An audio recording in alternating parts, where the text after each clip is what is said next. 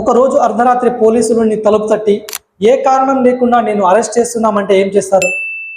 అసలు ఎందుకు అరెస్ట్ చేస్తున్నారో అడిగే ధైర్యం నీకుందా?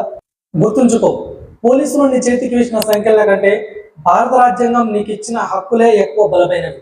ఆ హక్కే ఆర్టికల్ 22. నువ్వు నేరం చేశామని వాళ్ళు అనొచ్చు, కానీ నిరూపించే వరకు నువ్వు నేరస్తుడివి కాదు. నీ స్వేచ్ఛను ఎవరో లాగేస్తుంటే చూస్తూ ఊరుకుంటావా? భారత రాజ్యాంగం నీకు ఒక కవచాన్ని ఇచ్చింది, అదే ఆర్టికల్ 22. ఇది నిన్ను అక్రమ అరెస్టుల నుండి, అక్రమ నిర్బంధాల నుండి కాపాడుతుంది. పోలీసులు నిన్ను అరెస్ట్ చేస్తే ఈ విషయాలు గుర్తుంచుకో. ఫస్ట్ వన్, ఎందుకు అరెస్ట్ చేస్తున్నారో అడిగే హక్కు నీకుంది. సెకండ్ వన్, నచ్చిన లాయర్తో మాట్లాడే హక్కు నీకుంది.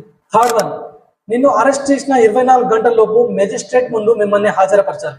చట్టం అంటే భయం కాదు మిత్రమా, చట్టం అంటే భరోసా. నీ హక్కుల గురించి నువ్వు తెలుసుకున్న రోజున ఏ అధికారం నిన్ను అక్రమంగా బంధించలేదు.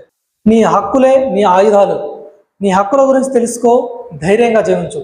మరిన్ని ఇలాంటి ఇన్ఫర్మేటివ్ వీడియోస్ కోసం లైక్, షేర్ అండ్ ఫాలో చేయడం మర్చిపోకండి.